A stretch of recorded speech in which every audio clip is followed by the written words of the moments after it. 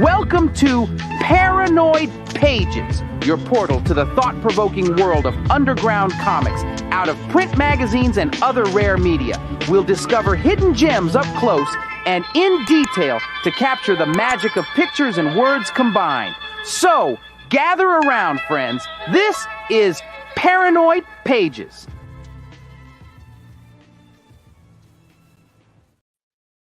Hey, we're back. It's me again, Paranoid American. If you don't know who I am, let me just take a quick break to show you paranoidamerican.com.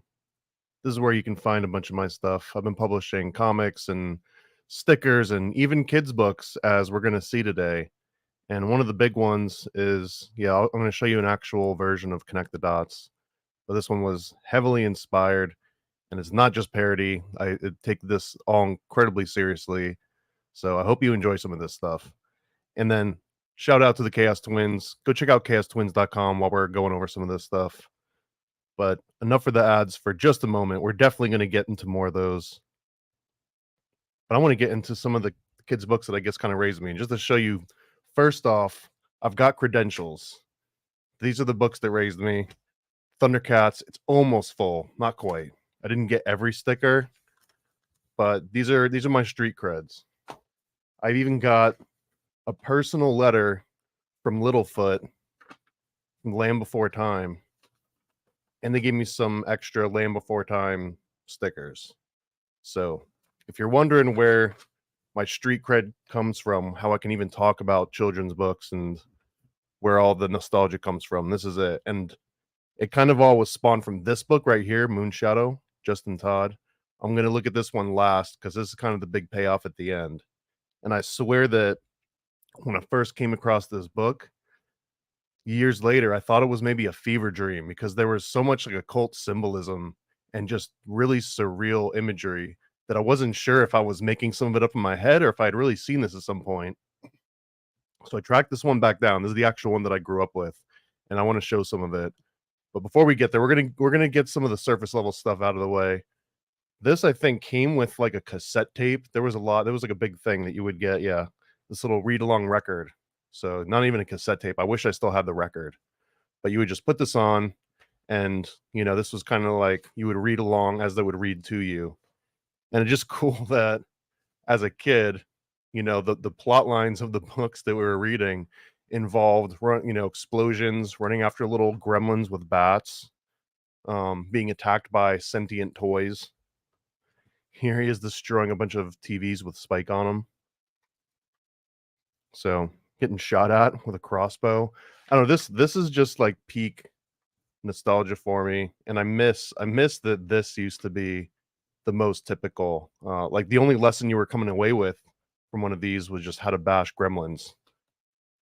So here's another part where it started. Here's some more street cred. Not only are these Magic School Bus books, but they're all signed for Tom. That's me. We got a bunch of them. I was super OG into Magic School Bus, and I also grew up in the same area that the illustrator was from. So I end up getting, I think, all of these. Is this one not signed? This is a tragedy. And I think this is the OG one that started it all. Magic School Bus Inside the Human Body. Yeah. So just more of my street cred. And the only reason that I'm really showing some of that is to show that when I made my own version, this is called Connect the Dots. And it started out as a parody, but I think over time it turned into like a very earnest endeavor. And I wanted to make an actual children's book that taught the similar kind of weird lessons. Like, I don't know how many people really, really cared about what happened at the waterworks. This is one of the better examples, I think, of Magic School Bus. Because the other ones is Inside the Earth, which, by the way, is another really cool one. Maybe we should look at this one. I mean, Hollow Earth connotations, right? But Inside the Waterworks, this is such a specific and technical look at a very niche topic. So I was kind of thinking, like, if they can teach kids how freaking water treatment plants work and make it interesting, we do that with chemtrails maybe, and approach it from that same concept. And so here's the big format one. I can't afford to necessarily print these big format ones out. I tried. You can see how dope this one is. It's even got a little seal on the top here, a little Paranoid American seal of approval. But these ones are too inexpensive to make, so I've got a slightly smaller one that you can get on Amazon. So I'll show you that one.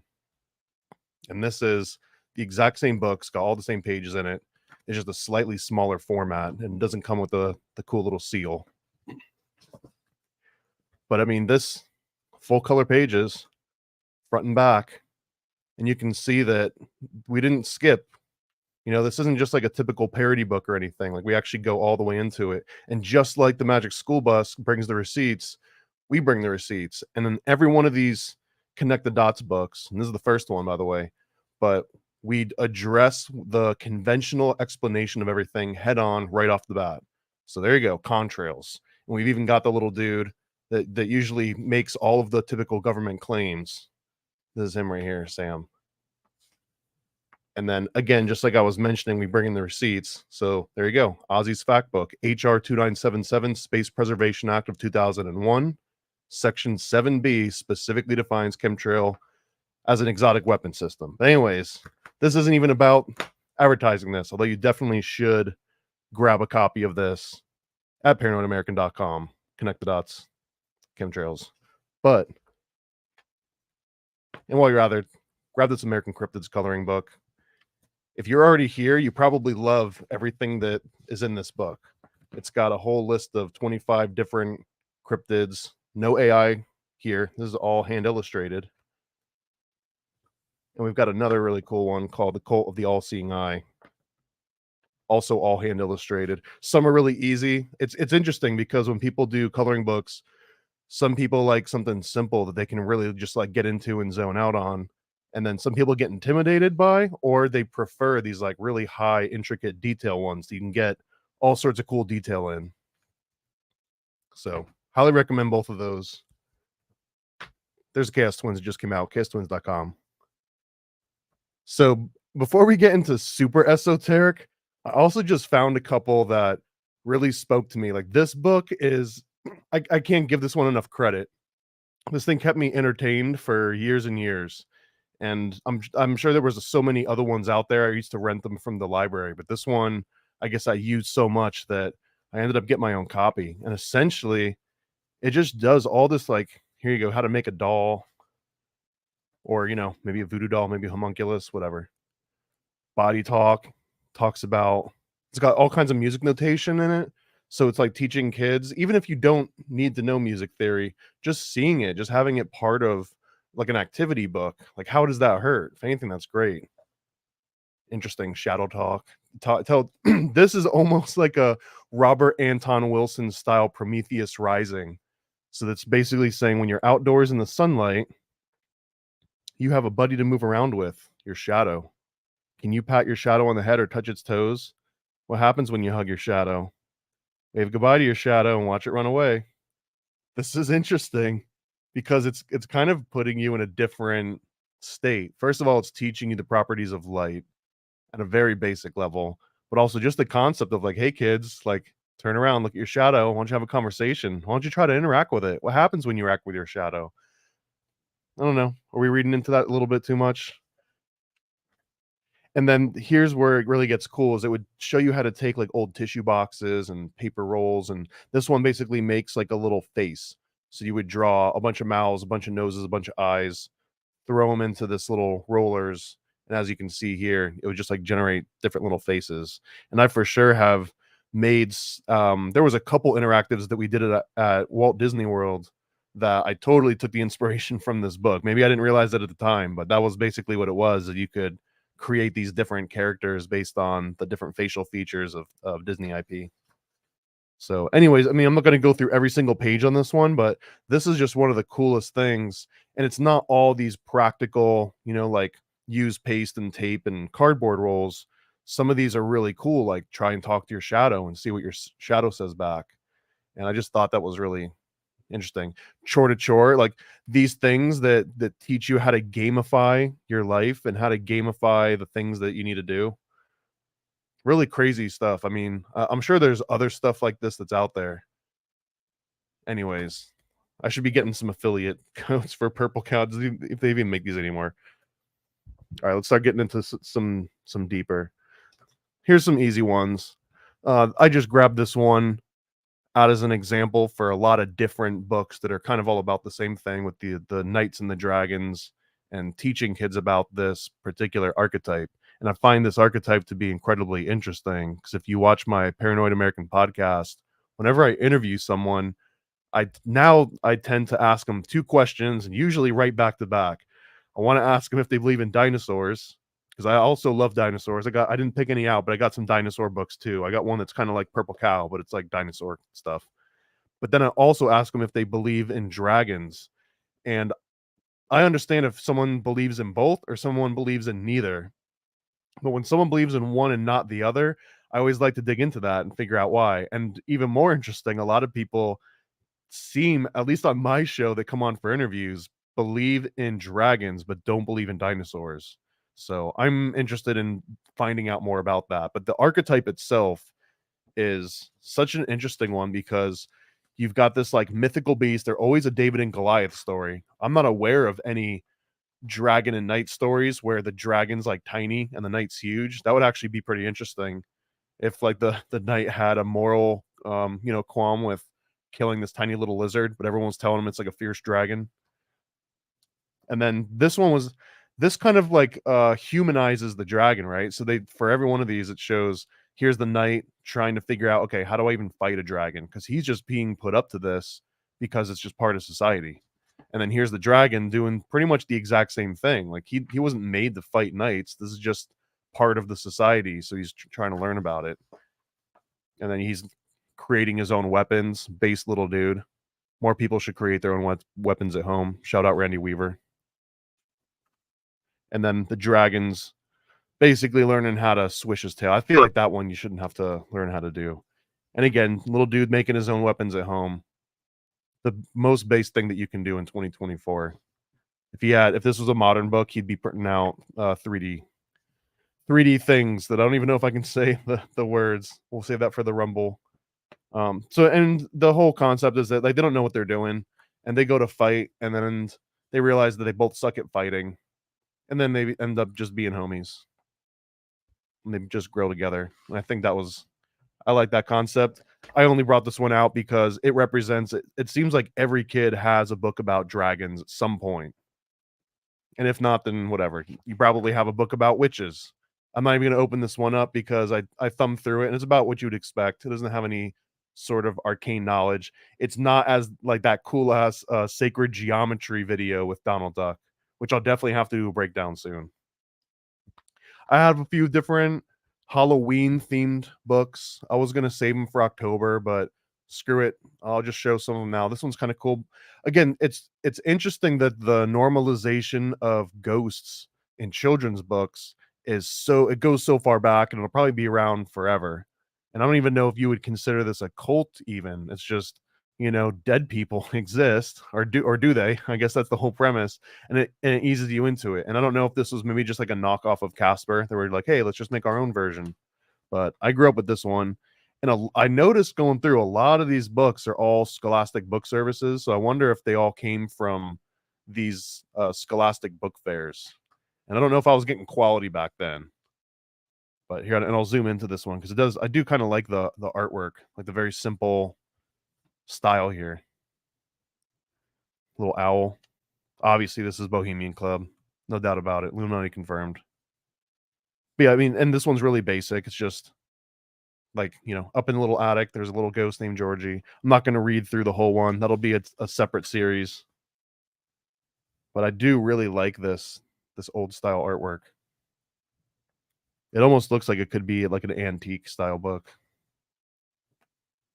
And then, the ghost is chilling, man. He's not even doing anything wrong to anybody.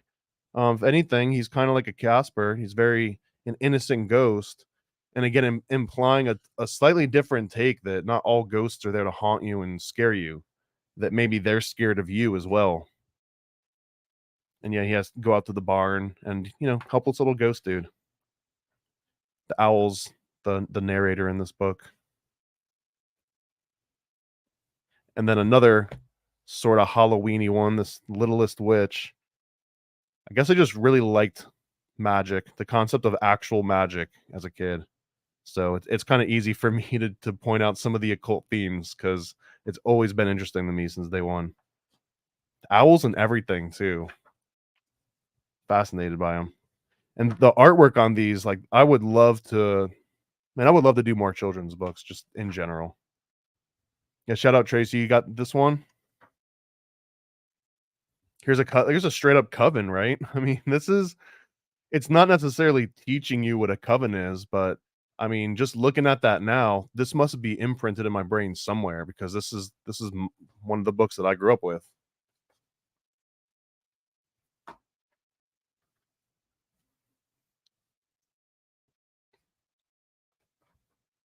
Very Halloween themed. Again, I was gonna save it, but I just wanted to show. Yeah, this is pretty awesome. Witch riding a giant owl.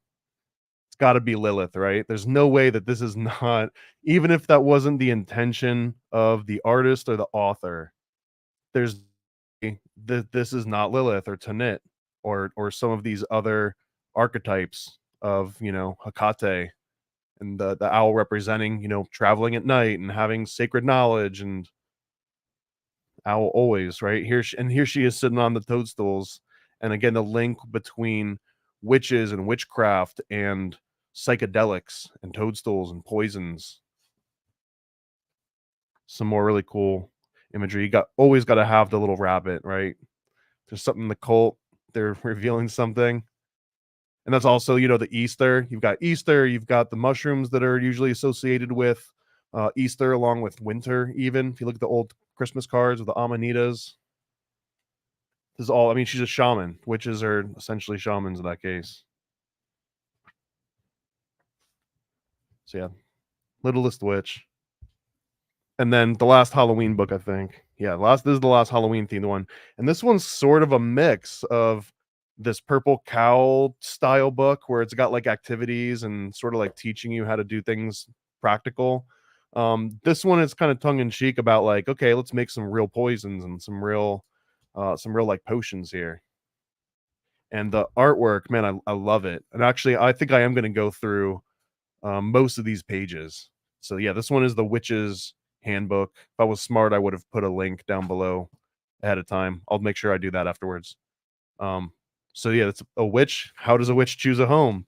And I love this like little to-do guide, man. And this is already inspiring me to want to do something similar. Like, what if the question here, instead of where does a witch find a home, maybe this is like, where does an MK Ultra agent find a city? Where do they find a safe house? How did George Hunter White decide on the safe house in San Francisco? So here we go. We've got a bat tower, we've got windmills, Studley Pike. This is an obelisk. It says, for the witch who can't be bothered to take off her hat indoors. That's kind of funny. Toll House. And then here's the unsuitable homes. So a terraced house is not suitable. A cottage is not suitable. There's little privacy as it invites a constant stream of tourists. This one's kind of creepy. It's kind of like a World War II themed for retired witches. A tent. And then, man, I love these cutaways too, where it shows like the elaborate lair and all the different parts of the house. I remember drawing these things out, like all the little secret passages and booby traps and stuff that you would set up. Useful finds. They're just showing. Just interesting. Witch's Kitchen. This is where it has some of the practical stuff. And again, I love these kind of like cutaways where it like just breaks down these like infographics for kids. And man, this kitchen equipment, like I want to make like a spirit cooking version of this. Maybe that would be pretty cool. If maybe this was like the spirit cooking handbook, that might be pretty actually cool. If someone else wants to do that, feel free. A lot of people bring that up of like, should I say this idea out loud or should I, post this or mention it? Like, go ahead, man. At least in my opinion, the main reason that I make any of the stuff I do is because it's not already out there. And if it were already out there, I would love it and I would buy it and I'd consume it and I'd promote it. But since it's not out there, since this thing probably has sold hundreds of thousands of copies, likely, I'm just guessing. But I mean, who's to say, we can't sell 1,000 about Epstein, or we can't sell 1,000 about spirit cooking. So here we go. We've got some actual like little templates for making cookies and worm soup. This one is interesting. Witch's Garden. So the whole premise of the Witch's Garden is that they would have code names for all sorts of substances that maybe the authorities didn't want them to have, or conventional science didn't want them to have, and they would almost hide their recipes from other witches. And in order to do that, they would call things like the Eye of the Newt, the Tail of the Lizard, or much more interesting names than that one. But so you've got Knitbone and Soapwort and Mugwort. They almost sound exactly like something that would come out of like a Harry Potter book. And it talks about, a knitbone leaf will draw a splinter out from the skin.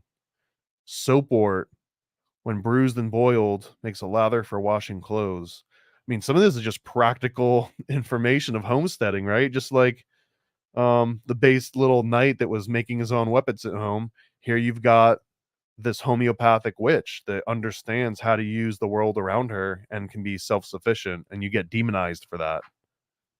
Here's the cool little, I'm not even going to say what else is probably in this greenhouse, but there's something dope in there.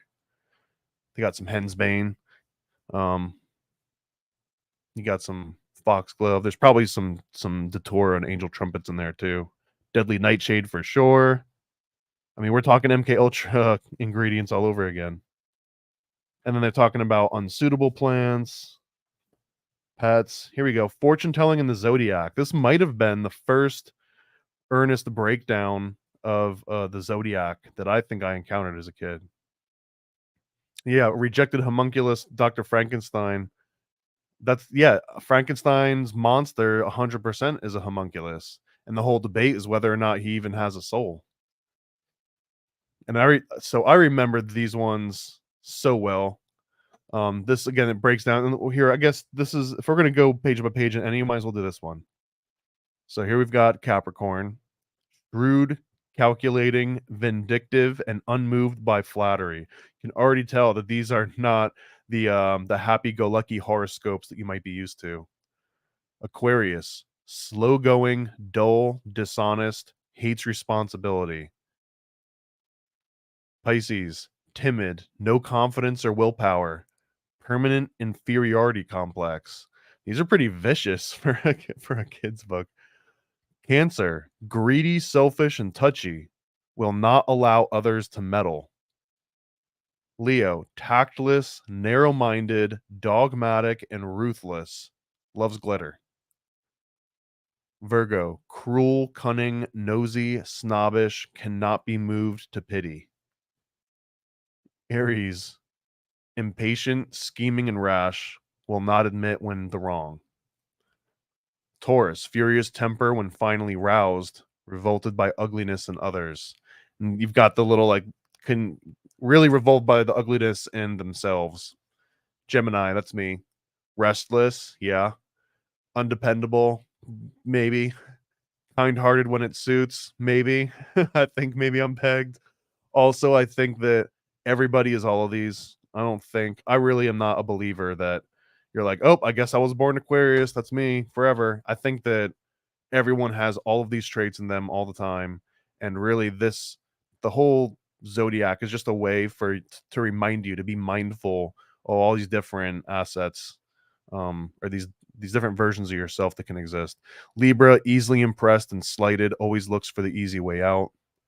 Scorpio, ambitious, sarcastic, and vain, looks on others as pawns to be sacrificed. That one's pretty scary. Sagittarius, patronizing, smug, impulsive, extremely outspoken. That one actually does not, I don't feel like I relate to some of these as much as the others, but the Gemini does feel like they got me pegged. I don't know. And they're talking about birthdays. Teacup reading. Shout out to Layla. I think Layla does some of this. And this, again, for a children's book to be breaking down all these different concepts in one book is pretty incredible. And not just in the context of like a spooky Halloween book. Like, this is pretty legitimate. So they're even saying that if you find tea leaves or coffee grounds or whatever you use for this form of divination, right? If you see a little dagger, that means danger. If you see a saw, interference. Horseshoe, cat. This is basically describing. I mean, this isn't a joke, right? They're not making fun of it. They're actually describing exactly what this form of divination would be. This is kind of interesting. I like this. Lipstick equals left-handed witch. A little bit of like I guess like SVU, right? Like some deep detective work. They're kind of letting you know. Sticky object, grubby housewife. So this shows like a little bit of I like that little detective thing going on. Feels like maybe what was that Ghostwriter? Where like all the kids were detectives and they would use like occult means in order to investigate what created a ghost. And it was also like a Christian show, but it was about kids communicating with ghosts. It was weird. Maybe I should cover that one. So if anyone wants me to break down some old Ghostwriter episodes, let me know. I would totally be down for that. And then you just gotta, what's in here? Magic Oracle. It's basically this is such a great way to describe it too, right? So they say right here, spellcasting is complicated and some witches may need advice to consult the oracle. Close your eyes and by using a pin, choose a square. So you would close your eyes and just like blink. So we're at T. Write down this. And every eighth letter, when the bottom row is reached, continue counting on the first row until the first letter noted. Like this is a very specific formula on how to do either auto writing or divination. You could also take the little pendulum, right? Use that to help you pick out letters. But this isn't just this isn't a crossword, right? I don't even see any letters in here. I mean, I'm sure if you really forced it, but it doesn't look like this was made to be like a find the word sort of activity. Like this is truly an oracle, like a magic square of sorts. Good luck charms, witches beware. Telling you how to do spells. Let's just see what would be a spell. To strengthen sight, collect a teacup full of dew from fennel leaves, steep in a fresh spider's web for 7 hours, and then use it to clean your glasses. Pretty funny. Old wives' tales. These ones are basically little like adages that they just kind of make fun of. No, I really like this one. This one's kind of funny too. Staying beautiful. Anyone can look like a witch. I definitely remember this. And really, it's the opposite, right? Like what it's really saying is that like anyone can look attractive. So they kind of do it in reverse. So they show like, you know, presumably a rich or upper class lady that's got all the means. So this witch kidnaps her. And I love it. It almost shows you exactly. Again, maybe this could have been like a like a spirit cooking manual. Like here's how we procure our ingredients for the spirit cooking. Here's how we prepare the ingredients. Uh, so we got the old lady. They've taken all of the makeup off. They change her into a little outfit, and then bam, now she's the witch. Beauty secrets, fashion. The rest of this is gets cheesy. This is kind of cool. It actually, I mean, this legitimately gets into like the arts and crafts. Like here's how to do quilting. Here's how to make your own little broomstick, like a little miniature one out of a piece of. Like I have a little pencil. Festivities. Again, this gets into like arts and craftsy stuff. I loved any of those kind of things in these children's books. It's like, here, go print this out or go make something. Yeah, skating. So this is legitimate recipe to make a cake, but the premise is that there's somebody that's dead on the top of the ice. They fell through, and that's the cake. It's the avalanche one. So highly recommended. I guess. I don't know. I love this one growing up. And then here's a creepy one. This one right here, I don't maybe this was just like a local author. I'm not really sure if anyone even has heard of this one before. Charlie Malarkey and the Belly Button Machine. it's just freaking creepy as hell because the whole premise is about, yeah, and this was signed, so I don't know if he was just like a local author. But even looking back, man, this one is super creepy. I don't know who the hell came up with this idea, but essentially this kid wakes up, everything's normal. We're not going to read the whole thing, and then all of a sudden the monorail guy from the Simpsons episode pops onto the scene, and he's being very shady. And spoiler alert, this dude is stealing belly buttons from children, which now in 2024 has like a way creepier ring to it. But yeah, there was no belly button underneath. So they're talking about belly buttons going missing. And then they find that there's this weird belly button building. Say that a bunch of times fast. And inside the belly button building is this belly button removal machine, which is even creepier. And then here's the dude operating his belly button removal. And here they're testing it on animals. This is an early nod to animal testing. And then bam, there's like a huge fight that breaks out because apparently this is an underground belly button removal operating ring, which it keeps getting creepier as you go. And then the dude kind of breaks in. They're looking around. This is vile oil. Wonder what vile oil might be. And he's playing around with it. And bam, finds himself inside the belly button machine. But I think he's already lost his belly button. So maybe it's running in reverse. I'm not really sure what the operation is here. I don't have a belly button machine. If anyone does have a belly button machine, shout it out. But the reason that I even brought this one up, aside from how freaking creepy it is to be stealing children's belly buttons, there's a movie called The Peanut Butter Solution. I think it's a Canadian movie that stars or co-stars as the dad, a guy that was in Battlestar Galactica, the old dude with the bald head. I can't remember his names. I wasn't prepared to bring it up, but there's a very similar premise where they're like stealing the hair from kids. I don't remember the full jump inside of a painting. Another fever dream, an absolute fever dream. Speaking of fever dreams, this is the one that we're going to get to pretty shortly. Moonshadow by Justin Todd. I guess I'll consider that the big payoff. This one's pretty cool too. The Sorcerer's Apprentice, another book that I grew up with and was fascinated by the artwork, which is exactly what, man, this is kind of what the Paranoid Pages was sort of about, is getting into like just cool. And man, there's another one too that I'll show you in a second. It's not necessarily a children's book, but this one's nuts. Like this one is truly occult. Anyways, Sorcerer's Apprentice. It's huge. You have to wonder. I mean, the occult symbolism jumps right off the start. But I mean, come on, it's a sorcerer. Like the very first word. So man, the artwork is phenomenal in this. I love this style of artwork.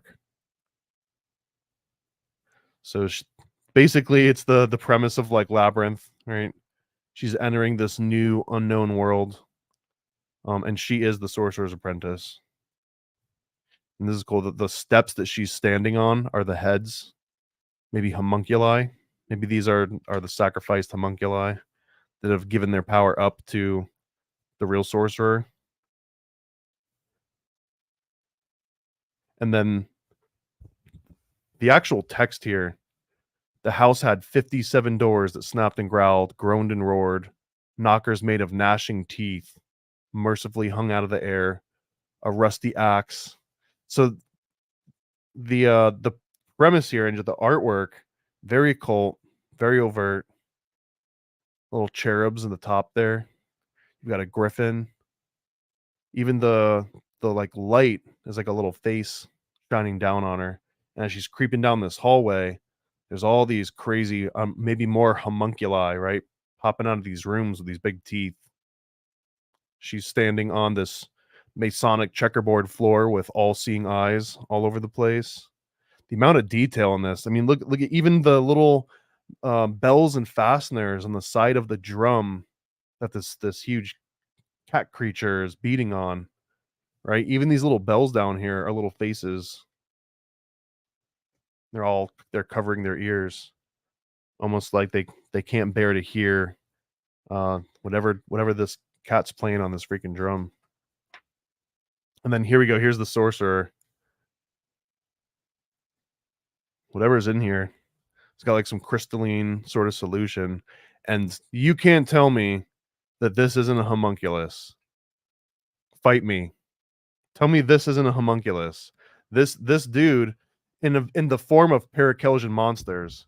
And shout out to Juan, the only known living homunculologist, I believe. I tracked his ass down, and I actually captured Juan and forced him to help me write this homunculus owner's manual, because I realized that out of all the people that were claiming to be true, masters of the homunculi, he was the only one that knew what the hell he was talking about. So we actually worked on this whole pamphlet together that breaks down the entire process, start to end, of how you create a homunculus, what you do with a homunculus, all the different powers and abilities that a homunculus can give. It's a thick pamphlet.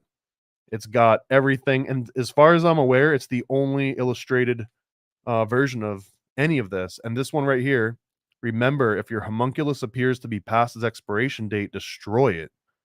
Allowing a homunculus to grow old can result in a Parakelsian monster. And then it goes on to say that how Paracelsus described the possibility of these homunculus monsters in the 1500s, which included giants, dwarves, and other creatures. And I mean, this is what we're looking at right here, man. These are Parakelsian monsters to a T. So I guess part of my fascination, right, with homunculi, even now as a freaking 40-year-old adult, I use that term loosely, is stemmed from these old children's books. So man, I still want to be this badass dude, man. I still want to have my own little army of homunculi and this little cool, what the hell is that? It's like his cane that turns into a bird, but it also has a personality. He's being like, hey, I don't know what the hell's going on here. I don't know. I'm dwelling on this page because of how much it's triggering my memories here. You got a fox hanging out with a cat with a patch. These kind of details are so cool to me, because I already know that this cat has a freaking backstory, and he looks like a little hellraiser. Like he didn't lose that eye on accident. Well, I mean, he probably did, but you know what I mean? Like it wasn't like he was minding his own business when he lost that eye. And then here we go. You can see that he's the commander of all these Parakelsian monsters. These are his homunculi, and she's the apprentice. So she doesn't really understand. And even look at this. I don't know how deep you want to get into the symbolism here, but again, if you consider this is a children's book and each page has a single illustration, and the amount of detail that's gone into this illustration, I feel like you can make a very compelling argument that no small little detail here is necessarily like an oversight or an accident or just done on a whim. So if you look, one of her feet is completely on a white square, and in Masonic symbolism and just the general symbolism of these checkerboard floors, essentially he's talking about the checkered lives and the checkered options we've got, and that you don't necessarily always get to only step on white squares, right? You can't always live a perfectly pure and good path 100% of the time, and that sometimes you step on black squares, and sometimes your foot steps on a little bit of white and a little bit of black. So in very, very deep, and maybe reading too deep occult symbolism here, 1 foot on white, where she realizes like, okay, I want to be good, but also here's one right on the edge of the two. So like, if she were to have both feet on white, it would be awkward, right? She'd have her legs spread open a little too wide. And if she has one completely on black and one on white, that's almost like a full embracing of the dichotomy of these two good and evil options. And the fact that it's like right on the edge and kind of between the two, I don't know. I feel like maybe I'm reading too much into that, but also that's what symbolism is being able to understand the symbols. And even if the person that created it didn't intend for that exact meaning, the meaning is still there inherently, because all the different components that make it up are there. And this dude's with the little dope ass medallion. And Sherry said, look at the owl. Was it on the previous page? Am I missing an owl? Or are we talking about this dude right here? Like little grumpy owl? And then here she's trying to, and it says, but I want magic, Sylvia cried. Bottles and jars and magic stuff. You've got a ruby-footed cane. I want a diamond in the rough and spells to make it bright again. And I know that was probably supposed to say again so that rhymes, but it's not what we're doing here.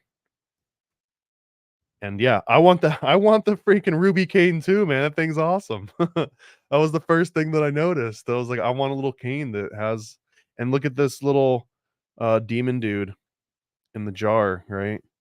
I mean, am I seeing, or is this a nose and these are sharp teeth and these are two eyes looking up at the apprentice here? Like, yeah, go ahead and let me out. Trust me, it'll go fine. Just let me out of here. You can see she's over her head. And man, just like, I don't know what it is about the concept of children and magic and using magic to do chores.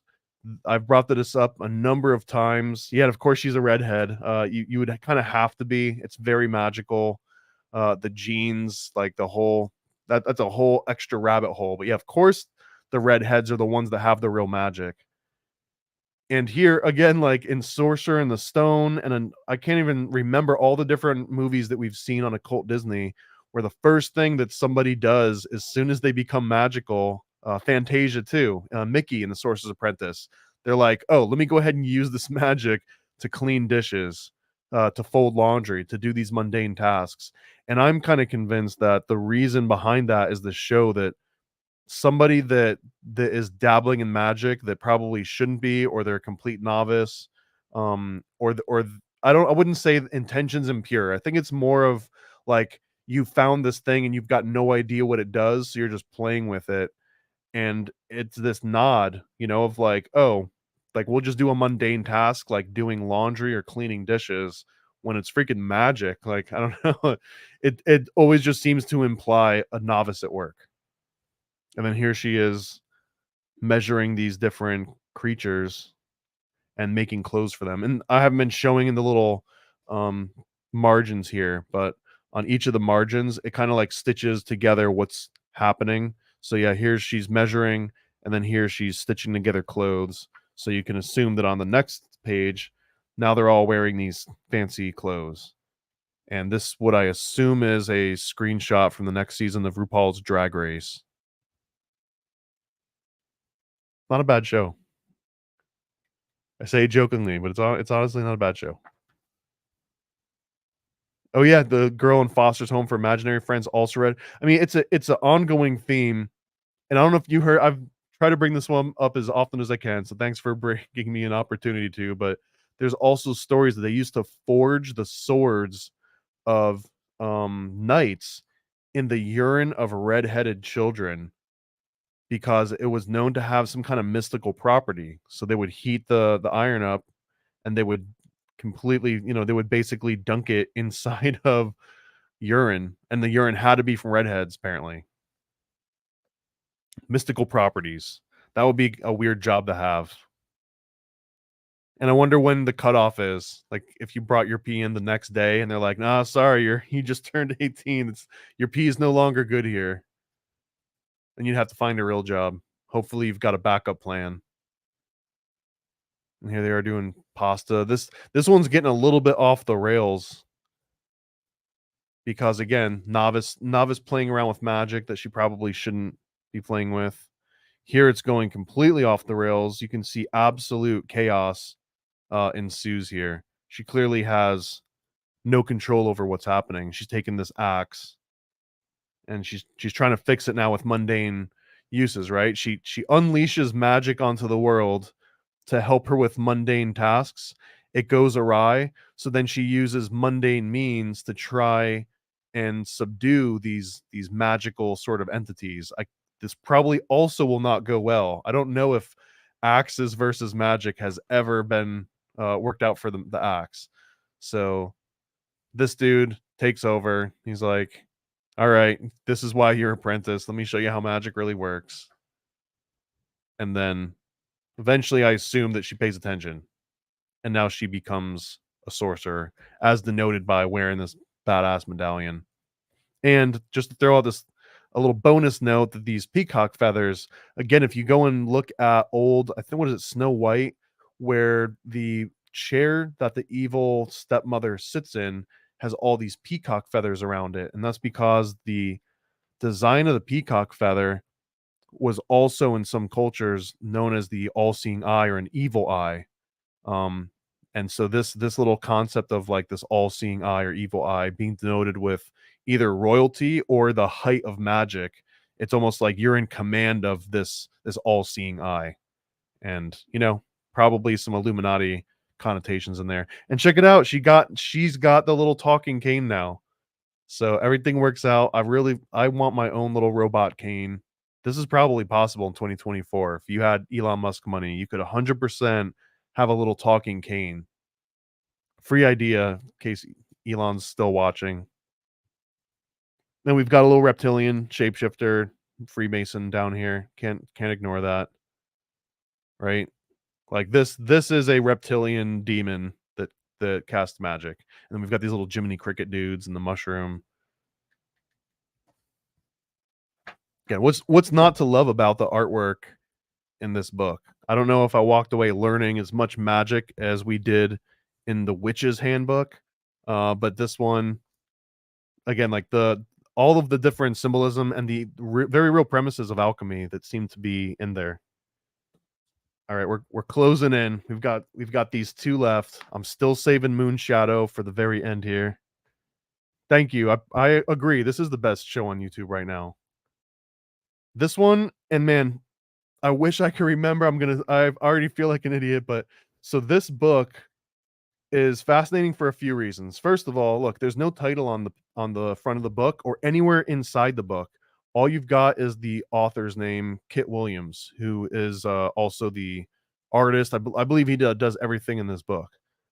Now, it doesn't have a name because when the book came out, it was sort of like a scavenger hunt / contest, and the first person that could write to the author and tell him what the name of the book was, which is encoded inside these pages, if someone figured out what the title was, then he would send them this very real like golden bee sculpture. So Kit Williams, I believe, also is like a woodworker. So this everything you see in here, let me take my auto zoom off. Yeah, so everything you see in here, the wood, the gold inlays, the painting. I might prove myself wrong after I look at the credits page, but I'm pretty sure this is a one-man show. So, and this is probably not a children's book, just to be clear, but I don't have any other show when this would come up as a really good segue. So this one is the closest. So, and here's the very opening page. Occult AF. I have words to offer, wisdom, and pictures to delight. A story of a tragic queen and a fearless knight, but my name remains a secret. It's hidden here within.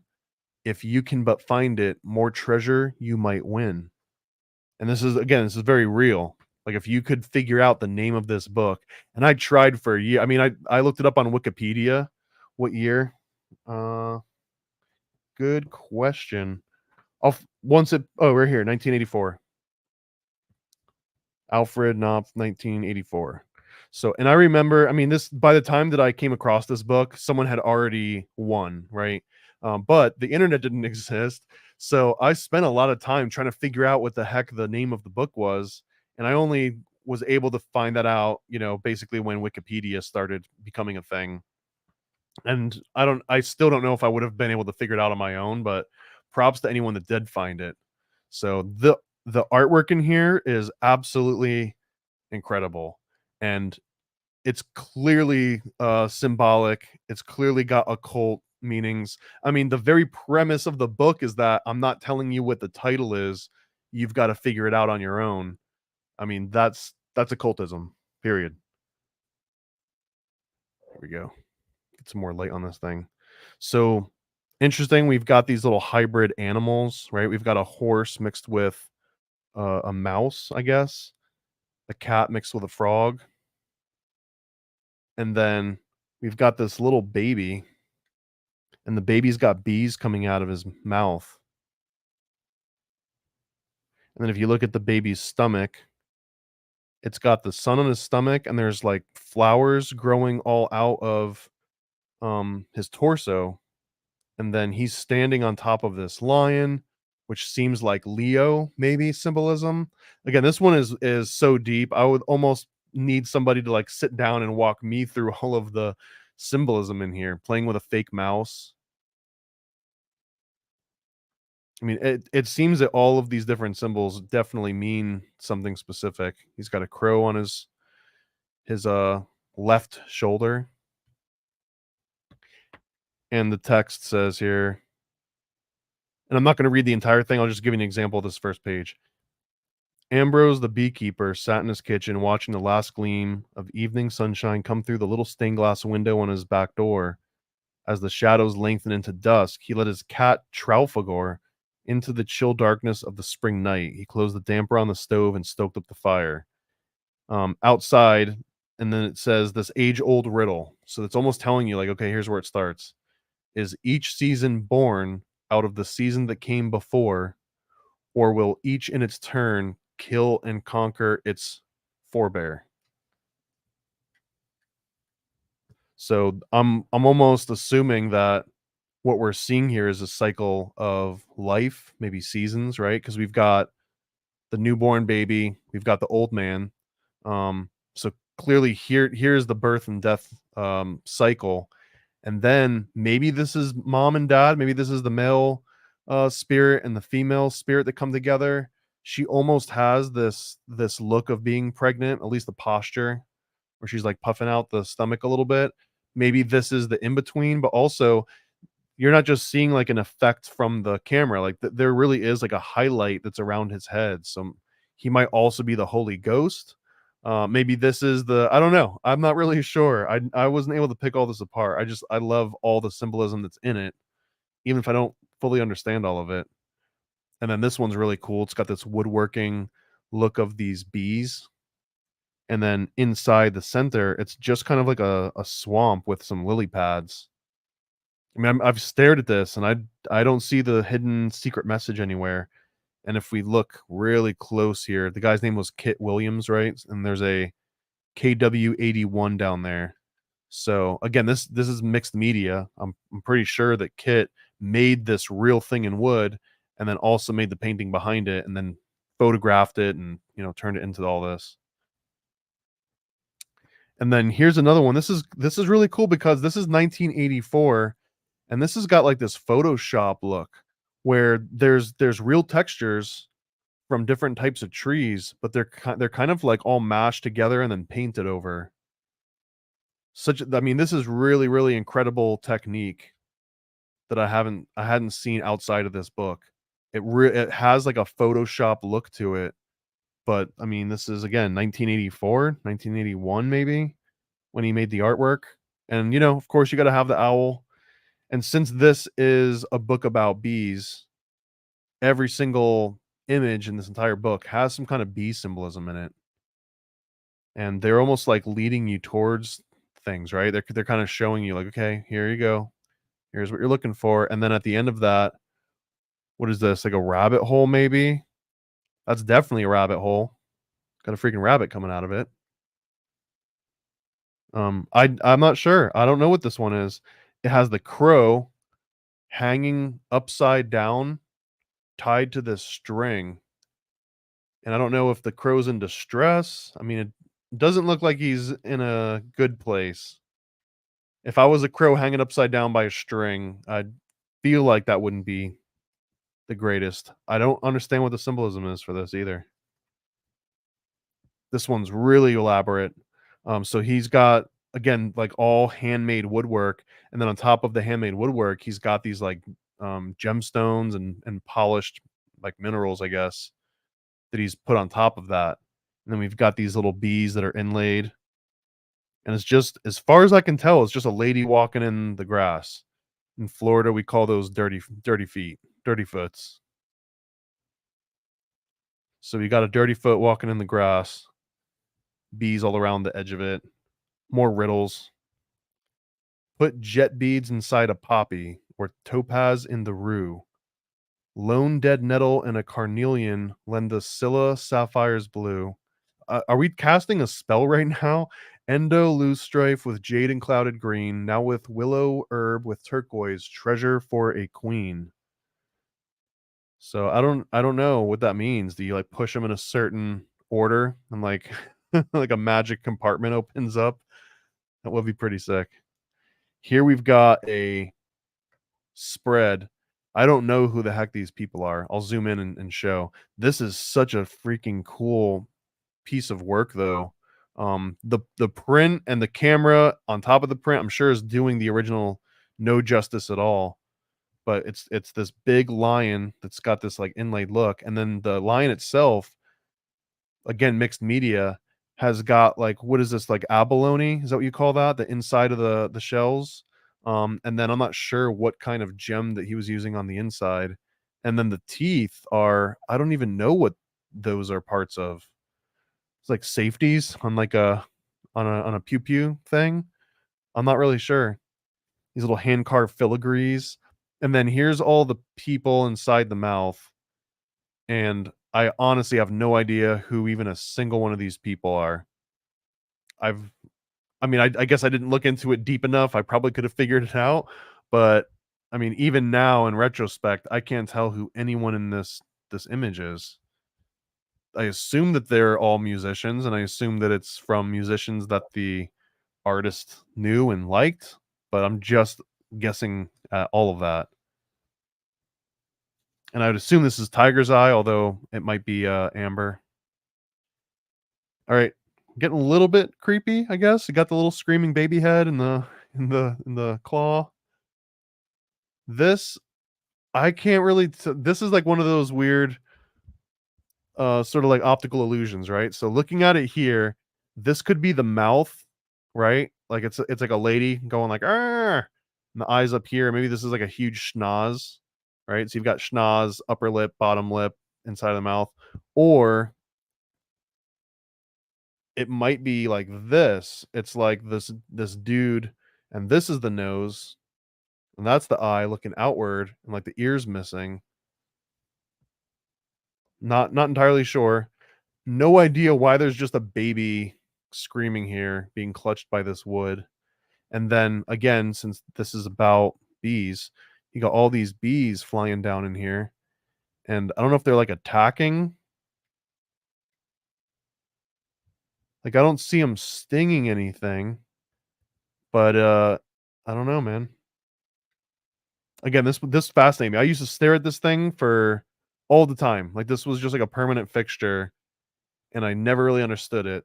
And then here's another little thing. It's kind of easy to overlook, but this cloud in the background is another dude, right? Nose, eyes. Here's this little mustache in the mouth, and it almost looks like the bees are flying out of his mouth.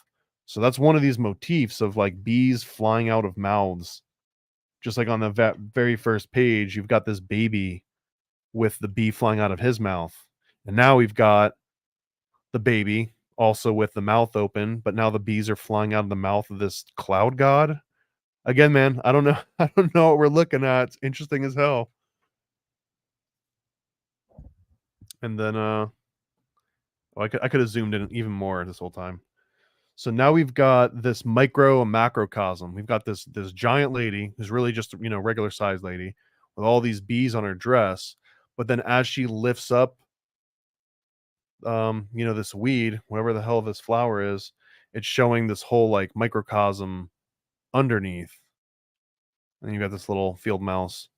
So the bees in this one, I guess, are just on her dress. I don't see any real bees inside of this. And then the bees on this one are up here on the very top. Like little mixed media guys. And then inside the painting that's inside the frame, look at that. She's got a comb. I think this might be the answer. I think the name of the book was like The Bee's Comb or something. I don't remember. Someone wants to look it up. The Kit Williams Bee book, and post in the comments and I'll say it. If someone already did, sorry I missed it. But yeah, this I feel like this might have been the final answer, because I think the name of the book had something to do with like the bee's comb or the queen's comb. And there it is. It was almost got like this skull look to it, right? The eyes, the nose, and the teeth. Very, yeah, definitely witchy. Has anyone even seen this? I've never even heard of anyone even mentioning this book before, which again is why I kind of thought it was a fever dream. And then here we've got a really awesome. I love this mixed media artwork for something that came out in the 80s. We got bees. Okay, so now this one, it almost feels like the final map to everything, because we've got all the bees that we saw before. We've got inlay bees. We've got these little mixed media, like sculpted bees. We've got another version of that one. And then here's the sun. So I assume that one maybe is the moon. Maybe they represent seasons. Here we've got another bee, or maybe even like a fly. It almost looks like a fly down there. And again, we've got this motif of them flying out of the mouths of things. If I take this and turn the book upside down, you can see that this is like some weird, I don't know, like Oriental demon. You can call demons Oriental, right? They don't get offended. I don't think they're Asian. I think they're truly Oriental. But yeah, flying out of his mouth now. And I'm like 99% sure I'm not just seeing faces here. What was it, pareidolia? I'm pretty sure this is an actual face, because I mean, come on, that someone spent the time to make a little nostril and little teeth. So, and then this kind of reminds me, the this might be too deep of a cut, but the OG artwork from the Denver International Airport with the little girl, like the little Native American girl in the ground, and the dude like sticking her with the sword or whatever. I don't know. It just gave me those feels when I see this. And then we've got this bee that's looks like a datura plant. Could be anything. I'm not a freaking botanist. I wouldn't know. So, but the bees are interacting with all the different flowers now. And this lady who previously had the bees on her dress, remember? The bees and the flowers are all on her dress. And now in this scene, they're all real. Like the flowers that used to be just a pattern, now her dress is completely empty, and all of these things are growing directly out of her. So this is like occult as heck, right? And then here's the comb again. There's that comb symbolism. And I swear it still looks like a little skull. And yeah, this says KW 80, so it's at 1980. And then we've got another little, I think this might be one of the final panels here. This is the old dude looking outside the window, which I'm gonna just assume that he's looking at the remnants of the dead body. But it's hard to tell where that house is in relation to where we were just looking at. And then a little bit more modern, a little bit more mundane. We've got OXO cubes. I assume that's sugar. I mean, look at every detail, right? Who knows what could be encoded in this? We got the clock. Is that what, 240? Is that a 420 reference? Maybe. We've got honey all over the place. We've got bees all over the stove, kind of laid out in order. Here we've got that same lady, right? We've got a pregnant lady with flowers on her dress, same color dress and everything. So I feel like we're not just reading into this. This book is literally a puzzle meant to be solved. Yeah, moths come out of the beast's mouth, and magicians as well. I think the insects coming out of the mouth is a very interesting trope slash archetype in these older books, because it almost represents something foreign that was in you, because it's clearly wasn't supposed to be there, but it was in you, so it was supposed to be in there. They're usually bouts of unexpected magic. And this one, there's bees in all of them. And I wonder, where's the bees in this one? Did I miss it? Like there has to be a bee somewhere in this shot. I didn't see it though. Even the border has no bees anywhere in it. Maybe this is part of the hints? Like maybe the fact that there's no bees in here also means something? I don't know, man. So this is the only page so far that I haven't seen a bee. And then we're back to bees in this one. We're back to bees in this one. And then again, there's that comb. The honeycomb. And then there's the dude we were just looking at and the bees again. So maybe the bees aren't in his house. Maybe he just has like remnants of the bees and the real bees are living outdoors. And then all in the blue, unclouded weather with helmet and helmet feather, burnished hoof, love and fame, bare loft or oriflame. No idea what any of that means. Some really cool inlay. And then more artwork. Looks like a little honeycomb. And then here's the here's the dude. Shout out to my homie Kit Williams. I mean, clearly he didn't have a problem with his vision. He was able to put together some mind-blowing work here. This is even more mind-blowing. This thing was only freaking $11 when it came out. Come on.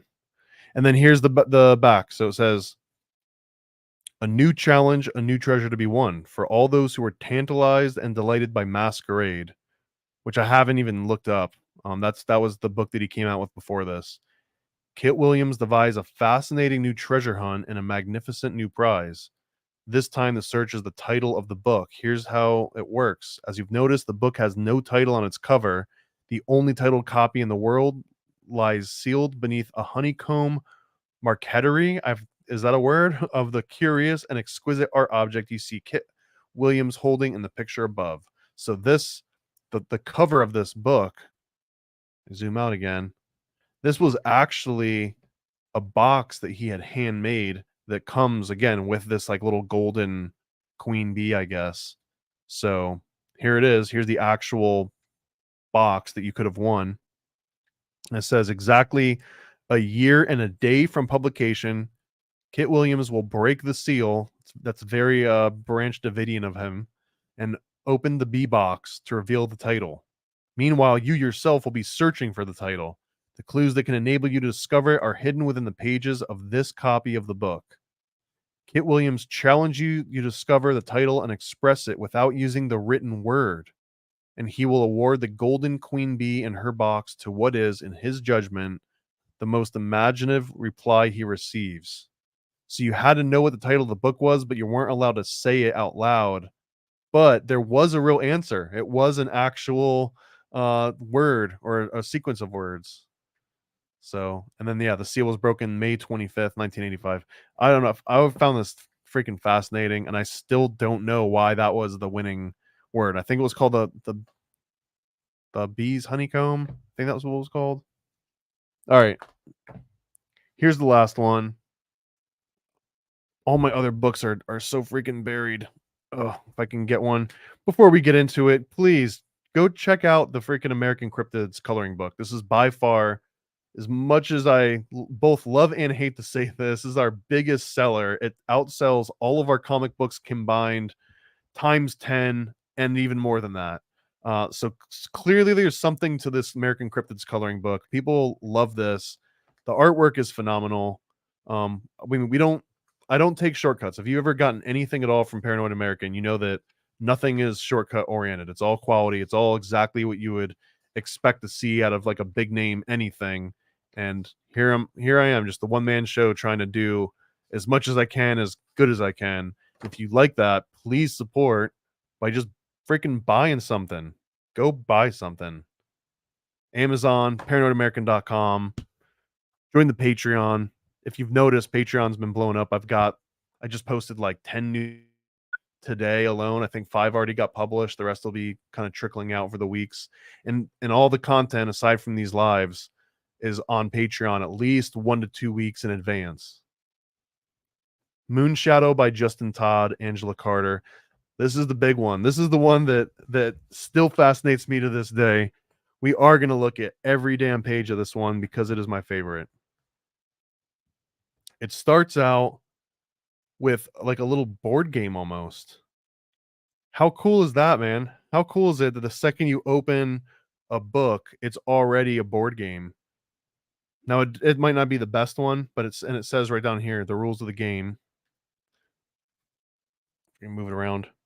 The Moonshadow cat can race around the course in 13 throws of a pair of dice. Can you beat it? This game can be played by one person or more. Not bad. It's probably not the most fun game in the world. And some of the artwork here, I'm not going to show these ones because if anything, this is lower detail than the artwork that's in the rest of the book. But like, look at these, like the little green man, the little like stone homunculi. We've got a little circus that he runs off to. This kind of tells the whole story of the book, in the adventure that the little dude goes on.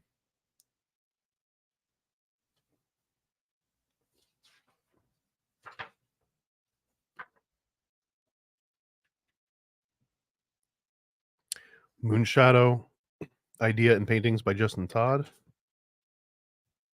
And then it starts out here. I'm not going to read this one, by the way. And maybe his name is Tom. Maybe that's another reason why I like this one so much. But I really feel I'm not being biased because of that. This really is a freaking cool kids book. Doing little Moonshadow things. How many arms does this kid have? Was this AI generated? Who knows? I don't think so because, yeah, what year was this? 1982. I'll get in here for the credits. Right there, 1982 published. Printed. So this one right here, right off the bat, man, this dude. Now, in retrospect, looking at this, it hits so much different. If you've watched any of the Occult Book Club episodes that I've done with Juan, shout out Juan, my homie. We had this whole one on the voyage of Cartesius, or the Cartesian voyage.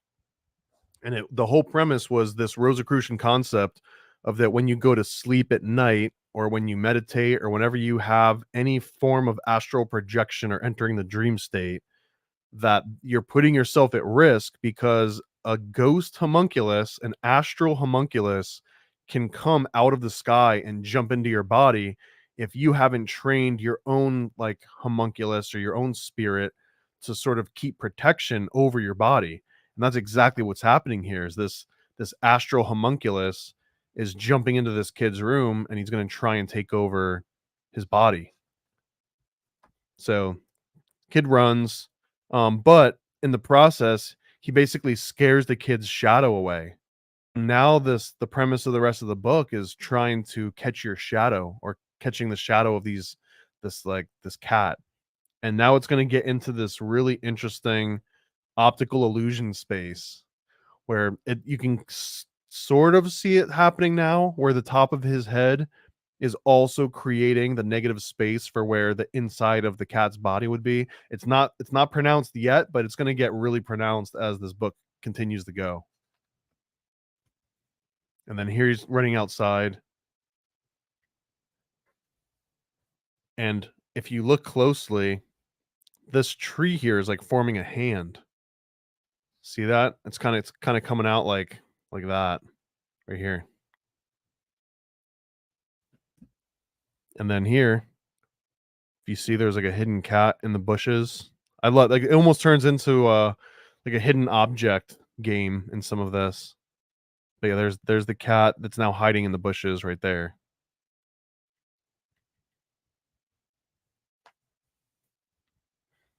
And then you can kind of see the cat again here. Like, here's the two back legs, there's the tail, the eye, the ears, the mouth. So the cat's hiding up here now in the trees. Again with the owls, man. Right here, the creepy owls and the creepy like wood homunculi, and then here's the cat who's kind of blending into the little homunculus tree here. And it's starting to get creepy for the dude because now he's actually getting caught and he's in trouble. And then this one again, it's a little bit easier, I guess, looking on the screen and seeing this, but this is a dude's face, right? Here's the iris, here's his eye, here's his nose, there's his teeth and lips. This little tree right here is like a goatee, I guess. Right here's the top of his head and all of his hair. I don't know, such a cool way of um just showing how you can find faces and things. But I mean, it really is here. Like clearly the artist is doing that on purpose because bam, there he actually grows up. And this is giving me never ending story vibes. And I don't know if I see the cat in here. The cat's supposed to be in all of these. Oh yeah, there's the cat. There's the eyes. He's got this Cheshire cat thing going on where he keeps sneaking in and out. Can you see the cat in this one? I see it. Cat, this one's up here in the top right. There's a little paws, his little head. And then again, here we're running. The cat's down here in the clouds. This one's a little more obvious. They didn't really hide it as well in this one. The cat's just kind of in the water. If you can't see it, that's on you. Pretty freaking obvious. This one is probably my favorite illustration in this whole book, or at least one of them. This creepy old fisherman dude that his face itself is made out of sea creatures. Like he doesn't even have a real face. Every element of his face is like, this is a fish. This is like coral, right? That's growing on here. Even his nose is like a sea anemone. Is that what you call it? Got a little shell here, a little nautilus shell. His body's made out of flounders. And am I blind? I don't see the cat. The cat's got to be here somewhere. Maybe not. Maybe the cat isn't. Oh, I see the freaking cat. It almost looks like a little claw, but if I zoom in far enough, you can see it's just an upside down cat. That's pretty sneaky way of sticking it in there. And then that one's not too hard. Cat's back here. And then here it is, a little tentacle cat.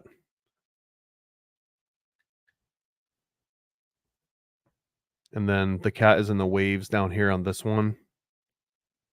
The amount of effort that would take to kind of create this, and look at this in typical old world style, Tartarian style. This boat that he's standing in is not actually a boat; it's the beak of this bird, and the bird, its body is the island, and its feet are these trees. So yeah, he lands on this little island, and he's standing in what he thought was a boat, and it turns into the bird. And then here's the cat right here, kind of getting scared inside the feathers. And then this one's a little more obvious. He's riding the bird. Again, dude, this is a very hardcore, never-ending story vibes. Cat right here in the background. And another little interesting thing is you look at the reflection of this bird up here. It looks like I guess like a kangaroo of sorts down here. And then here's the more kangaroos. Little cat is in the cactus. The cat in this one. I guess this is just turning into a hidden image game. There's the cat. It's in this little imprint.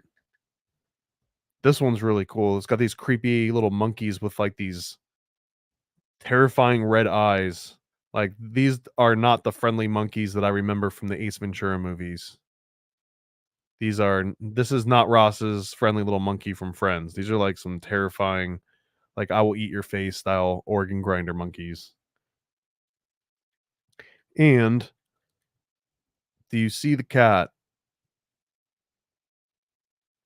It's like dead center in the screen. You should see the cat by now. It's right here. He's got little leaves for eyes. This isn't the bad one. This is, in my mind, this is like a true mastery of artwork, of being able to like seamlessly make these kind of like hidden image. I guess it's like a very specific skill that you could develop, but it's fascinating to me. Like I would never be able to do it in this amount of detail unless I spent the next 10 plus years just trying to focus on that. And then this one, here's the cat, is like a little flag. That one's kind of cheating. They're kind of like sticking it in on these ones. And this whole premise.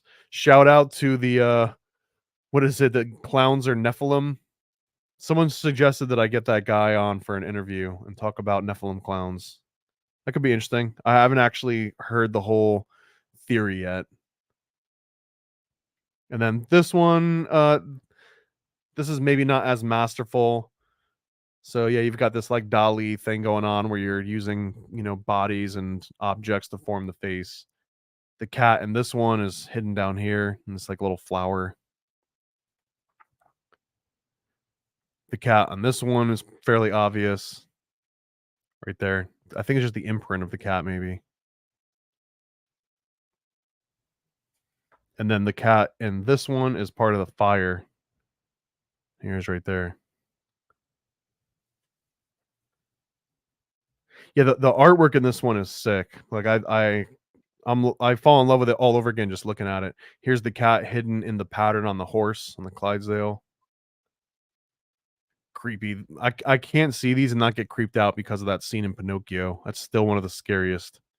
And then, I mean, occultism at its finest. Here he's getting his fortune told, I assume, with tarot. We've got 3 of cups. We've got the 1 of daggers. We've got the 4 of, what is that? Pills. We've got the 4 and 6 of pills of Xanax. And then you got to have the creepy skull. If you know how to tell the future, you're going to have a skull somewhere. And then this is a phrenology skull down here. See how it has like you can't really read it, but it's got like little sections of the skull marked off with like things written on them. And maybe not phrenology, which is using the shape of somebody's head to determine their personality, but there was like just different ways, like if you felt pressure or if you were having certain thoughts or all sorts of ways that they would correlate with, oh, if it's happening in this part of your head, it must mean this. There we've got the 8-pointed star of Ishtar and Inanna. Shout out Tommy Truthful. He's always pointing out 8-pointed stars and everything. Here is a divination hand. So I mean, these are legit. This is all the things that I would expect to see if I went to go get my fortune told. This like melted wax candle seems like it's the shape of something, although I don't know what. Even if I'm like squinting and like looking at it sideways, I'm not sure what the heck that is. And then the cat in this one is the shadow, right? That's I mean, you should freaking see that. We've got this weird little like vampire fish. I think it's creepy as hell. And then even in the background, we've got another nod to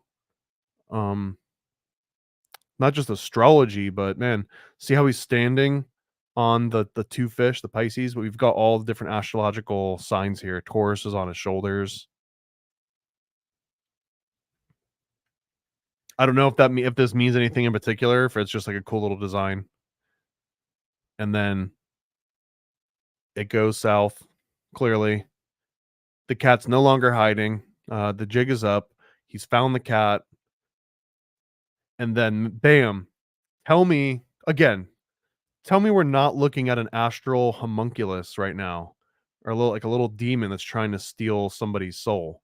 It's 100% what's happening right here. And I'm not even saying that out of jest. Like this is such a common thread, a common story that goes all the way back. I mean, the book that I'm talking about, Voyage to the World of Cartesius, which I'll link in the comments eventually, that book was written in the 1600s. So this idea that when you go to sleep or when you go into the astral or the dream realm, that entities can come and steal your body or steal your shadow or steal your soul, This isn't just from children's books. Like, this is an ongoing story that Rosicrucians would tell each other, not just their kids. And then here he is. He came back out of the dream state. He regained control of his material body here on this material plane, despite the efforts of this evil astral homunculus, which again is how this whole story started. As soon as he goes to sleep and he loses consciousness, this astral demon tries to take over his body. So tell me that's not what this book is about, please. I mean, I know that I read into it because of, I look at things a certain way, but there's no way that that's not exactly what this whole entire book is about. And it just happens to have really cool artwork on the way. And for only $4.95, are you kidding me? Nothing as it seems in this magical hide and seek book. Find Tom's Moonshadow cat. And there's the cat up there in the corner. And if you like that, again, please, why don't you just support? You can go to the website, you can go to Amazon, you can get American Cryptids there. You can get the Homunculus Owner's Manual only on paranoidamerican.com. And shout out to Juan if you want to go and get it from Juan directly at tjojp.com or on his Ko-Fi store. You could also get my MK Ultra pamphlet. This is where it all kind of started. This is the very first small format, I guess where it really started was my Time Sampler series. We'll do a deep dive on that one. But this one is a great entry point. If you are want to just dip your toe in a little bit, grab a copy of Paranoid Pamphlet MK Ultra. You can even get a digital copy for $1 on paranoidamerican.com. So you can read it right now within the next 30 seconds. You can go to the website, check out, automatically get it sent to you, and you'll be reading it. I highly recommend getting the printed copy. Anyone that orders anything printed directly from the site knows you get lots of cool extra goodies. I'll usually sign stuff. And speaking of, here, this stuff isn't even available. These are just like some random things that I've kind of had made. I wasn't totally happy with this just because of the stitching. The print quality isn't necessarily up to my standards, so this is kind of like a one-off sample. But I mean, if this is even interesting, let me know. People keep asking for merch. I don't know. I'm particular, very particular about merch. You might have seen some of my AI music. Well, it's not all AI. I've got a background in music. This is one of the albums that I put out, man, over 15 years ago now. It makes me feel super old. It's got some tracks on it that were on Adult Swim, MTV, VH1. Adobe's used them. They've been used by bum fights, a whole bunch of them. You can get this entire album. Yeah, 2010. So man, over almost 15 years ago. You can get this whole album on all the streaming platforms, along with 2 new albums that I've come out with this year and last year, Clinton's Greatest Hits and one called Cult Classics. They're all under the name Sound Scientists. That's the name that I release music under. This one is entirely instrumentals. And also in that little goodie bag, shout out to the homie Juan. Again, the only living homunculologist on the entire planet, all languages. There's a dude in Russia that ended up being a fraud. He was making fake videos using sponge and cornstarch and I believe gelatin mix. Entertaining as heck, and got people interested in homunculus, but fake. And there's been a few other ones too in other countries. I'm telling you that Juan is the real deal. Juan actually understands the real lessons behind the homunculus, how to make them. We're coming up with a homunculus kit. It's a little bit tongue-in-cheek. I'm not going to say that you'll absolutely have a magical creature, but it'll get you set up to understand what the process of creating a homunculus is sort of like. And then I could have sworn I had some other cool stuff in here. There's so much. Oh yeah. Look at this little Polly Pocket themed Bohemian Grove sticker. And then we've got another one here. This is a little Polly Pocket themed Freemasonic playset. And if we zoom in close enough, you can see that the Worshipful Master is a little reptilian dude. So yeah, shout out to entered Apprentice degree. Shout out to anyone that was big into, what was it, the other one, Mighty Max? Mighty Max was the boy version, I guess, of Polly Pocket. So there it is, man. Another one in the books. Highly recommend Moonshadow. Well, I don't know if you can just watch my video. If you ever want to see this one again, just watch my video. I think I might be the only one that's ever reviewed this book. Shout out to Sorcerer's Apprentice. And you know what? Let's look through just a couple of these pages. I think I might do a single standalone episode of Paranoid Pages where I read this book in its entirety. But I don't like reading an entire book end to end. Even if it's my own book, it's a little bit weird. But yeah, this is something that I'm incredibly happy with how it came out. It was inspired by, almost started as a parody, but the more I worked on it, the more I realized that there was something to it and that I really liked the format of this kids book. And here they are, they go into, just like in the Magic School Bus, they don't have a magic school bus per se. This is the astral projection bus. And the reason it's underground is because it's inspired by the Y2K like doomsdayers, where they would basically bury underground shipping containers and old buses. The signed Chaos Twins, just to answer real ride or die. Waiting on Sam to get to Florida. We're booking an actual show in a place where he can come and do like a stand-up show, and we're gonna have him sign everything live. Right now, the dates seem like it's gonna be early March. We were trying to get for the end of February to get them all shipped out by February, but just getting an actual space all booked and everything's taking a little bit longer. So the books, they're in hand. I just need to get coordinated with Sam to have them signed and sent out. You'll get them all, and anyone that got a signed copy is going to get a bunch of cool extras too, because we're going to be printing up some extra promo stuff, and that'll be included only for anyone that got signed copies or the big combo packs. So no, you didn't miss out on anything. It just, they haven't gone out yet because we're waiting on them to be signed. And then here's the kids in Connect the Dots going through this astral projection. And, you know, like that time Ozzy got eaten by a dinosaur. So lots of things happen on in between the pages here. And again, it breaks down. Here's what a contrail is, right? Water vapor condenses and then freezes, and it turns into this contrail. Condensation trail, right? So we know what a contrail is. But hey, that looks like aluminum. And then what's next to that? Barium. Why are aluminum and barium in here? I thought these were contrails. And this is where Ozzy points out, exactly. When chemicals are added to contrails, it makes them chemtrails. Because now, in addition to the concentrated trail of water vapor, now you also have these extra little fun add-ons, kind of like little toys that come in Cracker Jack box. And Kaylee is rightfully, oh no, that's terrible. What kind of harmful long-term effects could those chemicals have on the environment? What a great question, Kaylee. And then we even have Nate here shouting out, and the reason his name is Nate is because that was the 69th most popular name when this book was written. Just a little inside joke. Barium and aluminum, that sounds like chaff. And if you look up chaff is an it's like an anti-detection technique to prevent basically radar from detecting. Oh, right here.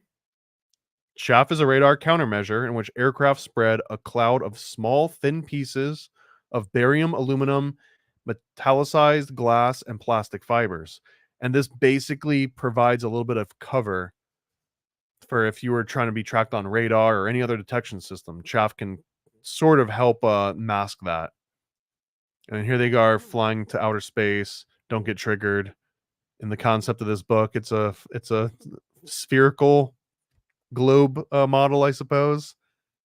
And then here they're looking at this big hole in the ozone. If you grew up in the 90s, you know that this ozone was like a huge thing.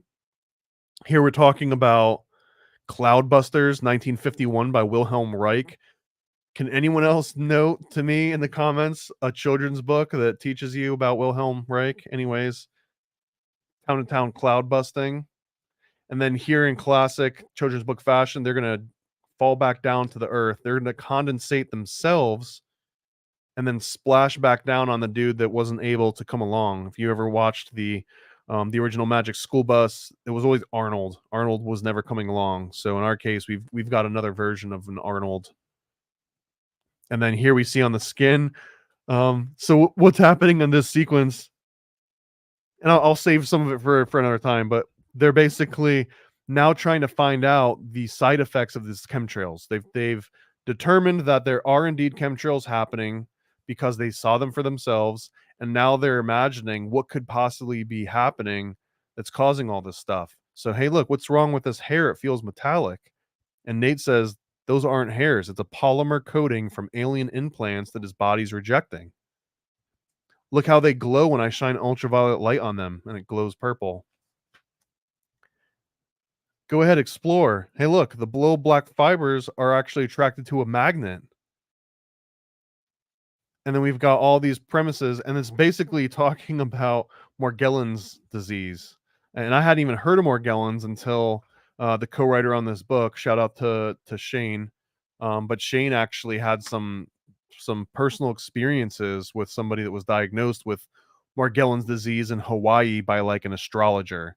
So yeah, I know that sounds like a funny joke, but yes, somebody that went to a healer in Hawaii and they told them, "Oh, this is Morgellons disease," and I guess helped them work through it. I don't know all the details on it, but it made it into the book.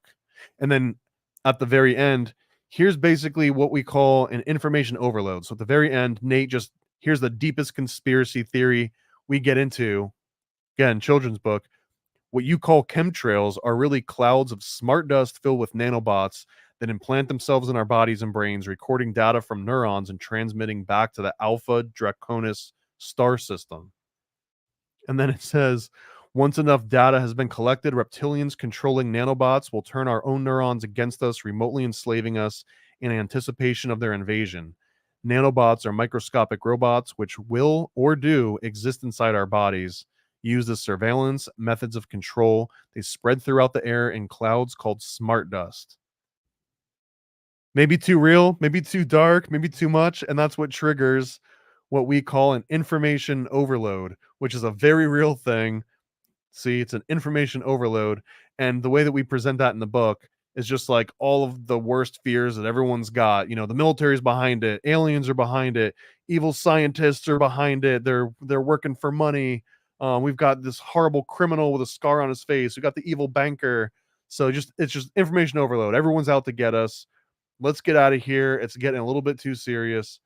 They run out of the astral projection bus. The last second, the alien can't get through.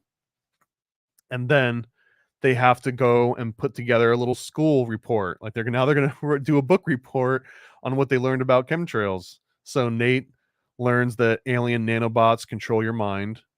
Kaylee talks about Morgellons, fact or fiction.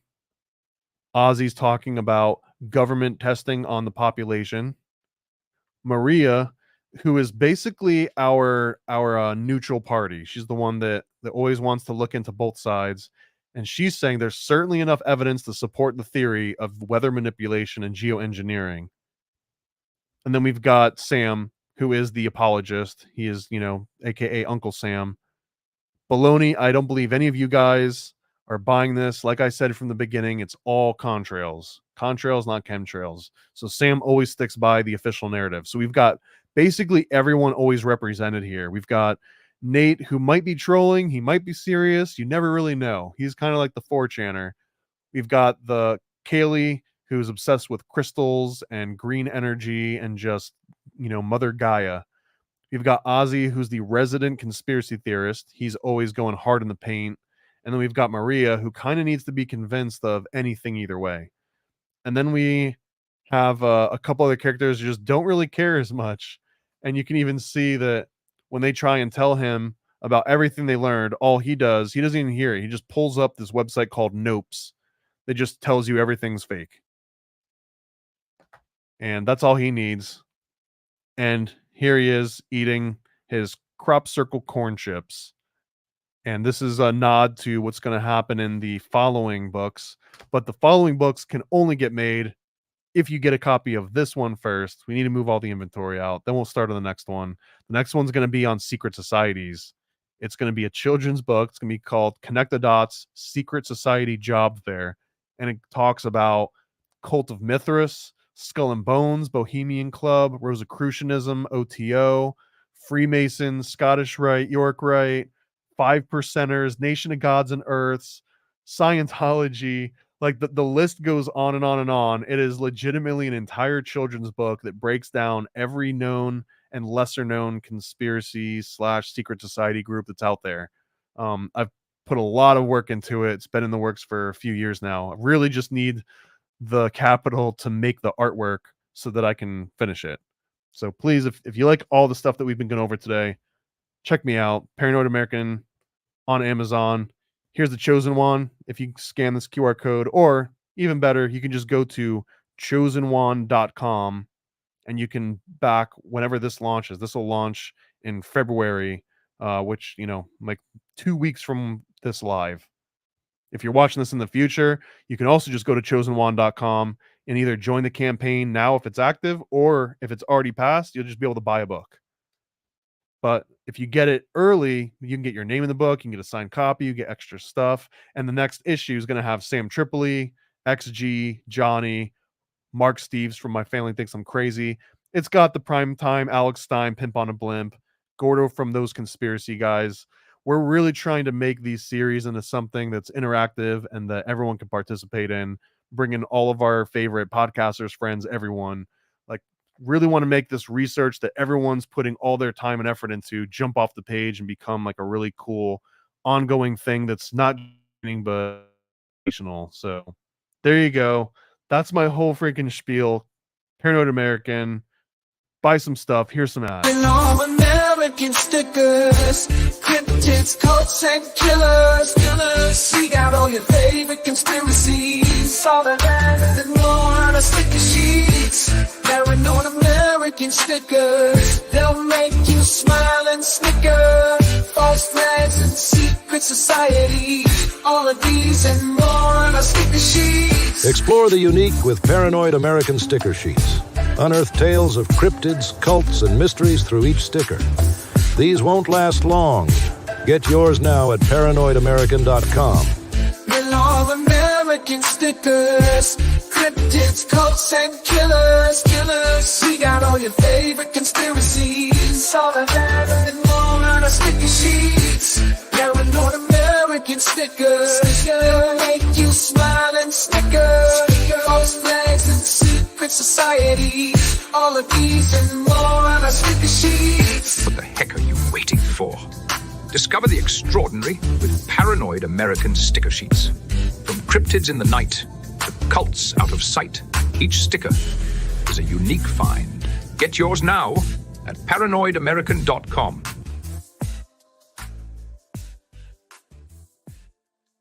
Dive into a realm where comedy meets cosmic adventure. Chaos Twins, created by comedian Sam Tripoli and comic publisher Paranoid American, will sweep you off your feet. Join two girls with the astonishing ability to morph into animals, rally with their cryptid crew, and traverse diverse dimensions. But you don't have to take my word for it. Sign up now at chaostwins.com.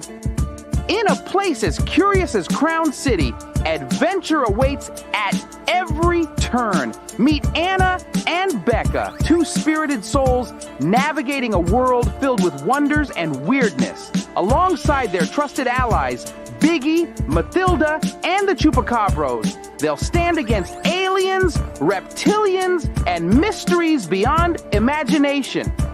Dive into their captivating tales and discover a world where anything is possible. For more information, visit chaostwins.com, samtripoli.com, and paranoidamerican.com.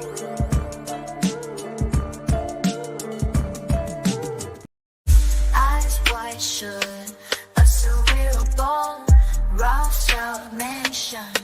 Creepy halls behind every door, a cloaked body.